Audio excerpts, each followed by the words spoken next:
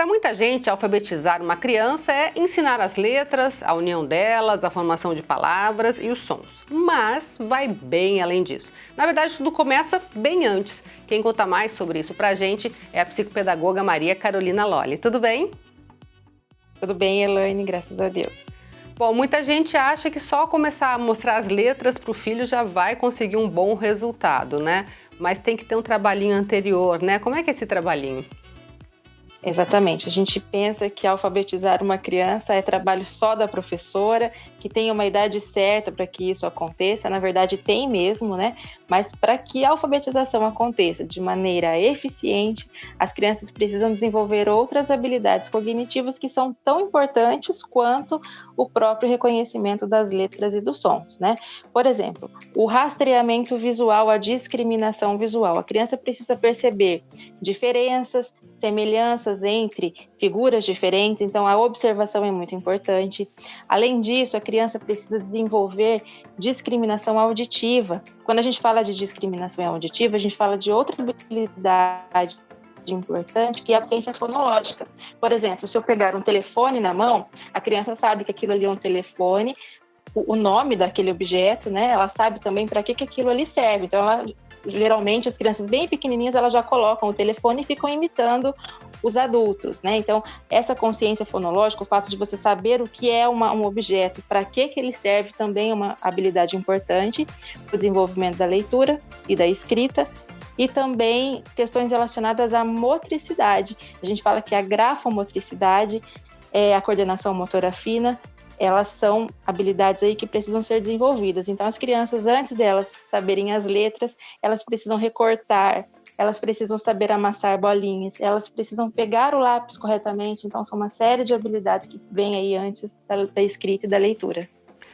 Os pais em casa, a partir de que idade dá para começar a fazer essa estimulação? Porque tem criança que vai para a escola bem pequenininho, né? Mas tem alguns que não, que ficam com os pais durante um bom tempo ou com cuidadores.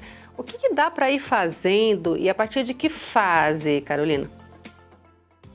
Elaine, desde quando a criança nasce, só o fato da gente conversar com essa criança, mas conversar da maneira correta, não conversar infantilizado, não fazendo sons diferentes com a criança, né?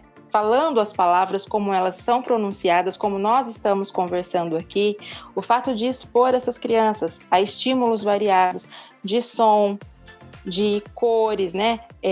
Formas diferentes, até mesmo peso diferentes entre os brinquedos, a criança já consegue desenvolver tônus muscular e a coordenação motora fina também. Então, desde quando a criança nasce, quanto mais estímulos nós oferecemos a ela, nós já estaremos preparando o cérebro dessa criança para começar a aprendizagens, então, para que ela consiga concretizar habilidades mais complexas, como é o caso da leitura e da escrita. A gente percebe que tem uma certa idade que a criança se anima com o interruptor de luz, né? Fica acendendo, apagando. Pode uma torneira que quer girar, né? E muitas vezes os pais falam, não mexa aí, sai daí, ou não, eu abro, né? Eu que abro. É legal deixar a criança ter essas experiências, mexer mesmo, colocar a mão nisso?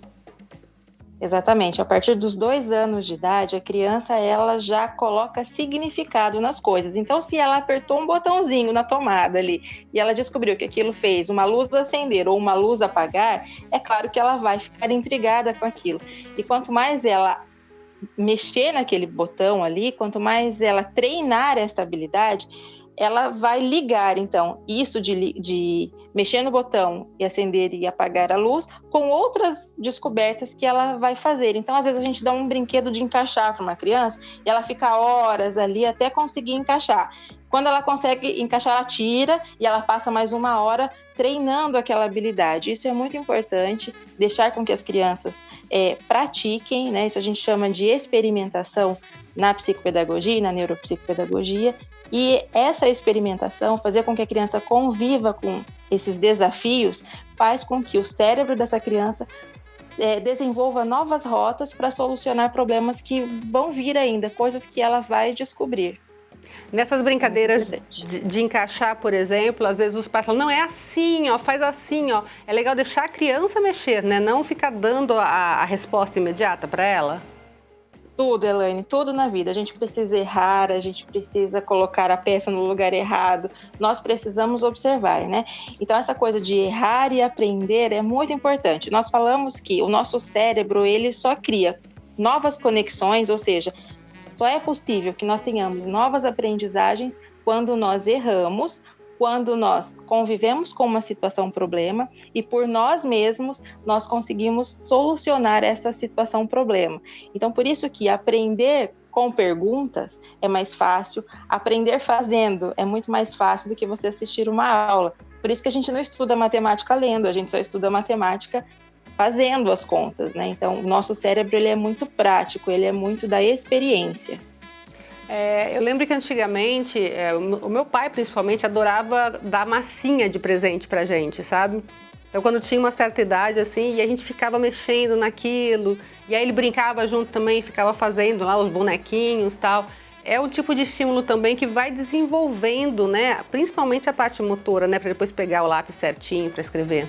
Exatamente. Para que a criança tenha a questão da pega do lápis correta, e que é muito importante, inclusive, ela precisa ter tônus muscular nos dedos, na mão e nessa parte do braço. Isso a gente só consegue quando a gente treina essa parte, né, do nosso corpo. Então, assim como nossos músculos precisam de atividades físicas para que fiquem tonificados, esses músculos das mãos também precisam, né? Então, o fato de você mexer com a massinha é muito importante. Outra coisa, apertar o prendedor de roupas. Às vezes a gente acha que isso é uma atividade banal, mas não, é muito importante porque essa força faz com que nós tenhamos tônus nessa parte da nossa mão.